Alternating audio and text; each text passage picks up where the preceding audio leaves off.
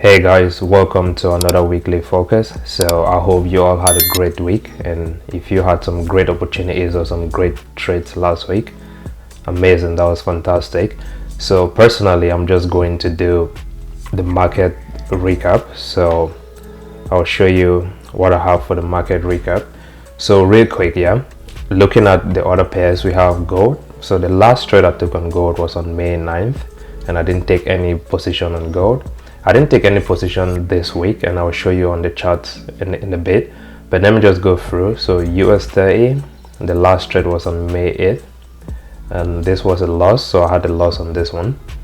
And then NAS100, I had a break even on this, and the last trade was on this is May 8th as well.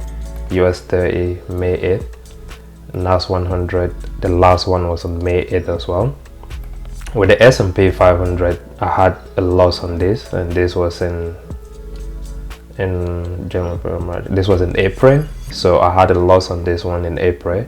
So I haven't really traded the S&P500 for a couple of weeks now. And with the BTC one, the last trade was in May 10th, and I had a break even on this. So from like the entirety of last week, I didn't take any positions, and I will show you real quick on the chart.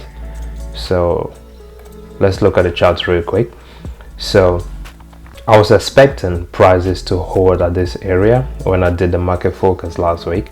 So I was expecting prices to hold at this area, and then we see the DXY moving to the upside.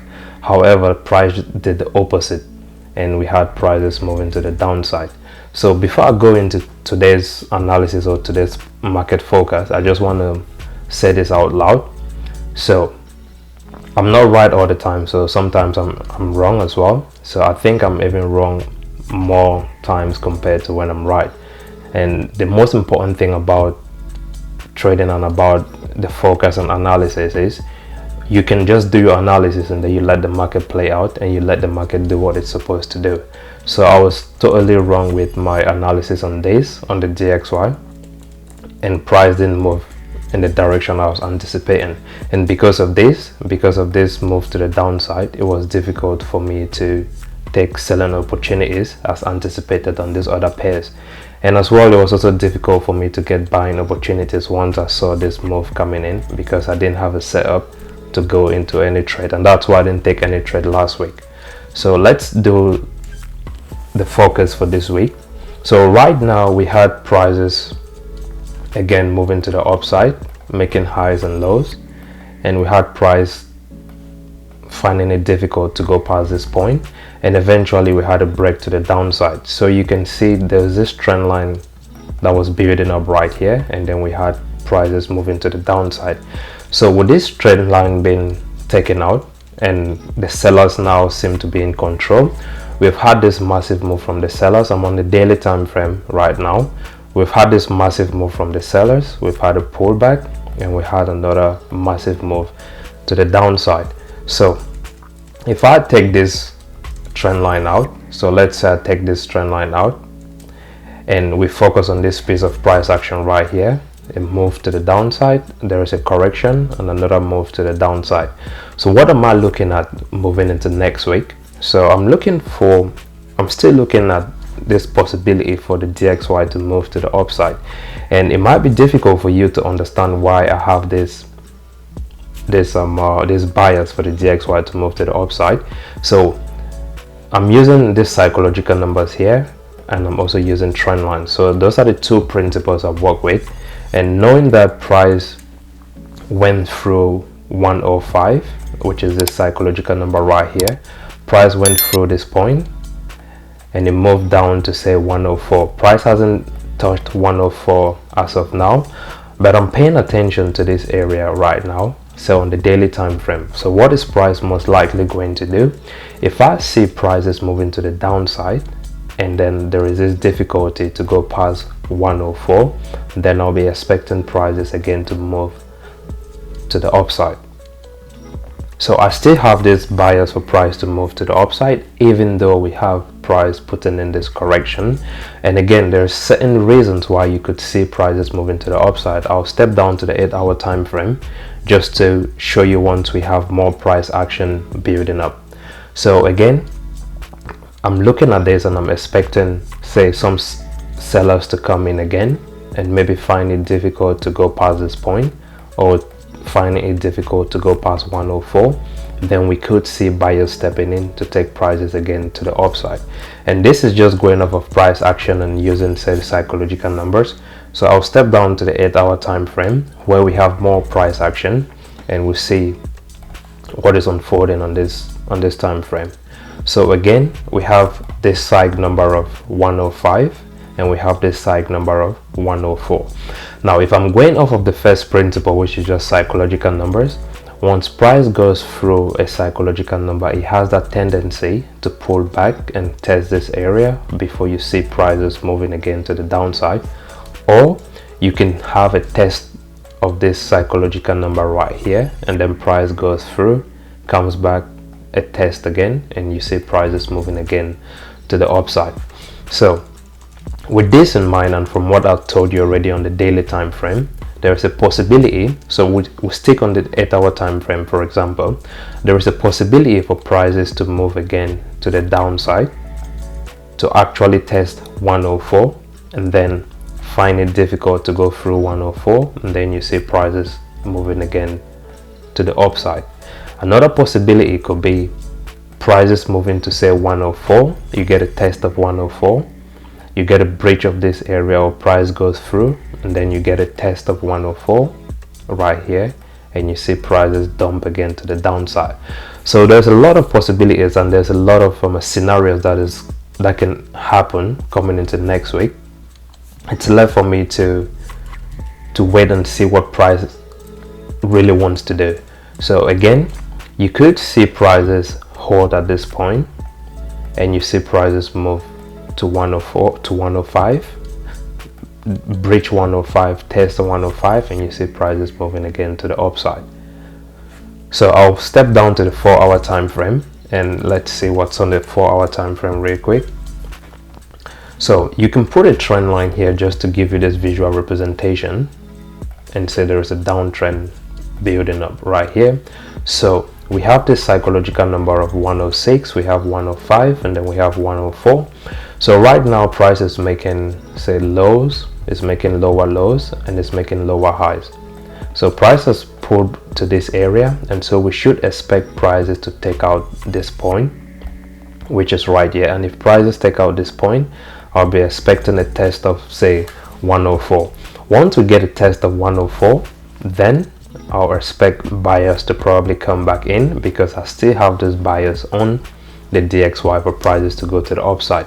Now that is because I have a setup I'm looking at, which is not something I'm going to break down on this market focus, but I still have these buyers for the DXY to go to the upside, and all I need to see is some sellers coming in, and then there's a fade, or there's this difficulty for the sellers to take prices to the downside, and then eventually we'll see these buyers coming in. So just looking at it from the 4-hour time frame right now, so we've had this lower low, this lower high right here, and we've had prices moving to the downside. So there is a possibility you could see prices moving again to an area like this, and then you get prices moving now to take out these lows and eventually test, say, 104. And once price delivers to this area of 104, that is my point of interest. That is where I'm going to pay more attention to, because whatsoever thing happens at 104, that's going to determine my reaction or the positions I'm going to take on those other currency pairs like gold, US30, NAS100, the S&P500 and stuff like that, and BTC as well. So let's look at it from this point. So staying on the 4-hour time frame, let's look at it from this point. So if price, for example, price has made this lower high, if this price decides to test an area like this and then it moves to the downside to test 104, this is the first scenario I'm looking at. Another scenario could be a test of this area, and you see price holding around this point, and you have prices break out of this trend. So if price is making lower lows and lower highs, lower lows and lower highs, there's a lower low here and there's a lower high, and if it finds it difficult to make a lower low and you get a breach of this area, then I'll be expecting the DXY to move to the upside. So that's the second scenario. So first scenario could be a possible move to this area, taking out this point, and eventually you get a breach of this area and then you see prices moving to the upside. Or you just see prices hovering around this point, you get that breach, you get a test, and you see prices moving again to the upside. So those are the possible scenarios I'm looking at when it comes to the DXY. Now, having this in mind, I'm just going to go through other pairs, say US30 for example. Now US30 I'll say is lining up perfectly, but you need to look at it from say higher time frames, which is something I'm really not going to do as of now. So I'm just going to zoom out like here real quick, and you can put say a trend line here just to give you again this visual representation, just to see what's happening on say US30. Now again, I use two principles. The first principle is the psychological number, and the second principle is just a trend line that gives me a visual representation. Now you've had US30 taking out this point, there is a pullback here, so it's giving you higher highs, and there's a higher low, there's a higher high, there's a higher low, there's a higher high, there's a higher low, there is a higher high, there's a higher low right here. And once prices closed, say on Friday, we had prices at this point. I'm just going to make it bigger right here. So once the market closed, we had prices at this point right here, and it was difficult for price to take out this point say last week. So coming now into next week, if price stays within this point, which is say around the psychological number of 40,000, if price finds it difficult to go past this point of 40,000, then I'll look for a possibility to take sales on US30, which is something I was looking at last week, and at that point price was around here, so it was very difficult for me to take those sales at this point. But now, because I didn't take any trades last week, price has given me like there's more price action to work with, and I'm still interested in these sales. I'm still looking at the DXY and I'm expecting these buys to come in. So back to US30, if we stay below 40,000, which is this point right here, so if price finds it difficult to go past this point and we get a breach of this uptrend, then all I'm looking for is just say a pullback, maybe to an area like this, or for prices to test the psychological number one more time, and then I'll be looking for sales on US30. Again, you can zoom out on US30 or go to higher time frames, and it's going to make more sense to you. So on higher time frames, this is what you're probably looking at. You've had this move and you've had this move, so you still see price consolidating around this point. So you can use other principles, but I'm sticking just to this one. So you have the psychological number here, you have this trend line. If we get a breach of this, and then I'm looking for sales. Now there's another possibility you can see on US30. So let's say these sales do not come in. So I'm looking at this. Let's say for some reason the sales do not come in. So then what's the next possibility on US30?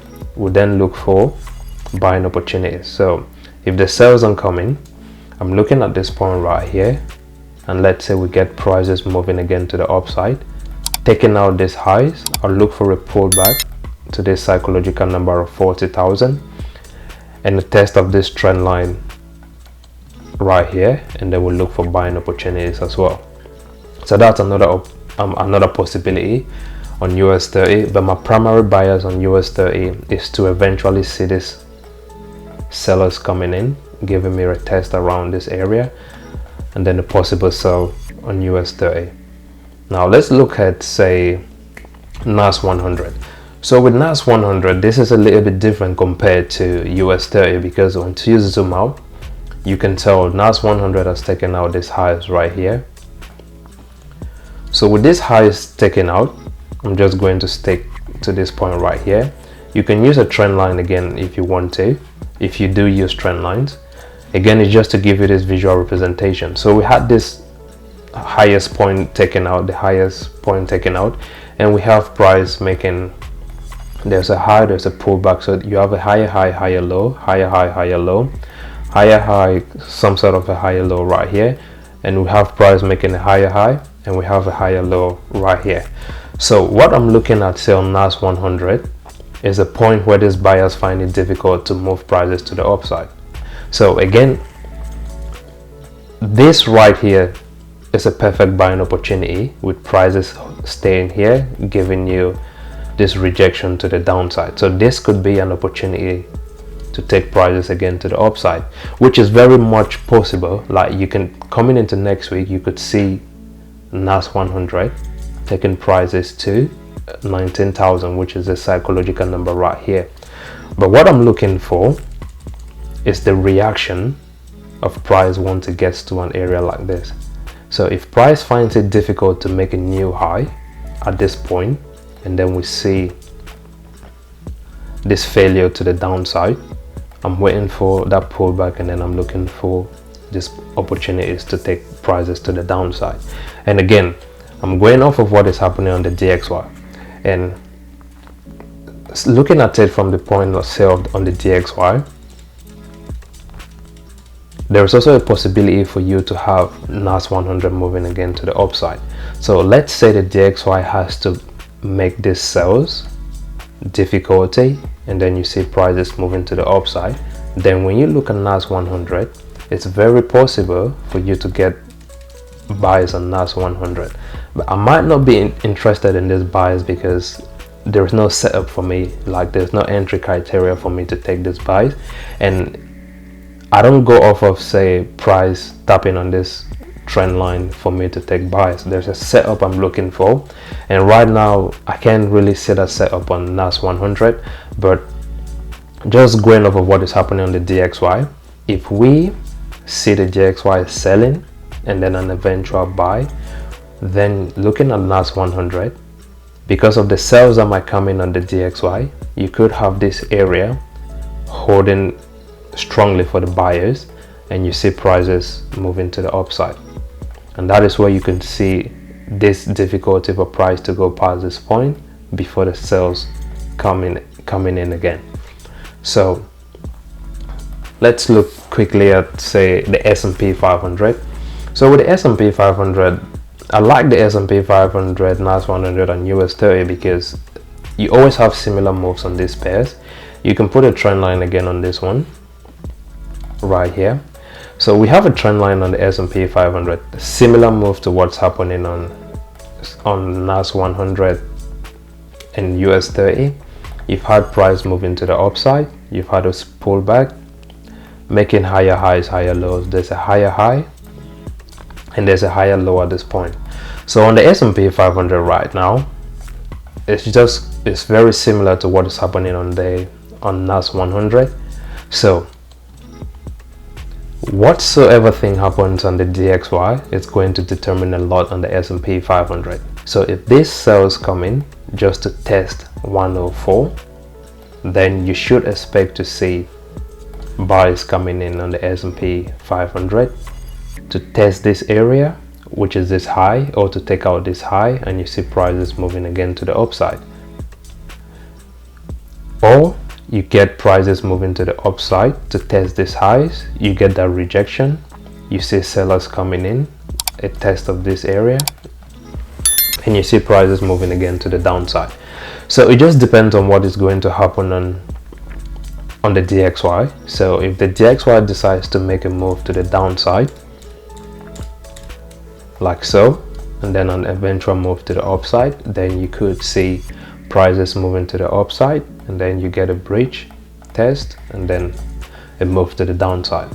So it's just a lot that is going to happen, but you need to be patient. So personally, there is no setup I'm looking at right now on the S&P 500, and as I said before, I don't trade off of the trend line. So the fact that you have price testing this trend line, it doesn't give me, say, an entry setup, and this is not a setup I take. So we have a different setup we look at in the community. But once price, say, reacts from a trend line, it just gives us this visual representation as to what might happen, and we also use it just to see once this trend line gets violated or taken out. and then it gives you a build up to the setup we're looking at.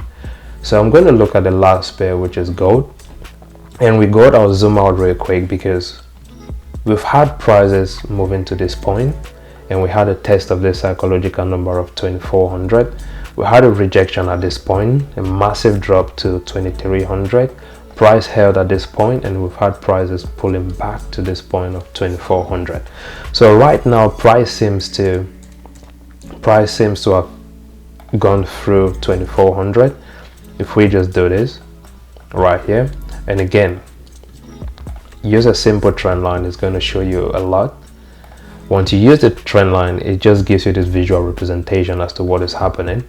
So you have higher highs, higher lows, higher highs, higher lows, higher highs, higher lows. There's a higher high right now. So if gold has to keep moving to the upside, basic principle, price action, if price has to keep moving to the upside, then you should have a higher low coming, probably to test this psychological number, right here of 2400, or to test this trend line, and then you see prices moving again to the upside. Or you could see gold pulling back to give you this higher highs, and eventually you get a break or a breach of this trend line, a pullback to test 2400, and then you have these sells coming in. So all this depends on what is going to happen on the DXY. So if you still see the DXY dropping like so, you might just have prices hover around this point, and then you see gold moving again to the upside. So there's still a possibility for gold to move to the upside, but personally going into next week, I'm going to be patient. So even if this sells come in on the DXY, causing say US30 to move to the upside, NAS100 moving to the upside, the S&P moving to the upside, and maybe gold moving to the upside, I'm just going to be patient to see what happens once prices get to say 104. And if I see this rejection at 104, and then this eventual move to the upside, then I will become interested in this sells coming to the down, like on this sells on say gold, US30, NAS100, the S&P500, and BTC as well. So BTC is a pair I really don't do like the market breakdown on this one, so that's something I just do with the community. But this is my focus coming into next week. And tell me what pairs you're looking at, tell me what pairs you have like the most profitability trading. So for me, it's US30, NAS100, S&P, and gold. So what pairs are you looking at? What's your focus coming into next week? Use the comment section and let me know. And if you like this content, if you find it interesting, don't forget guys, hit that like and subscribe button. See you during the next one. Bye for now.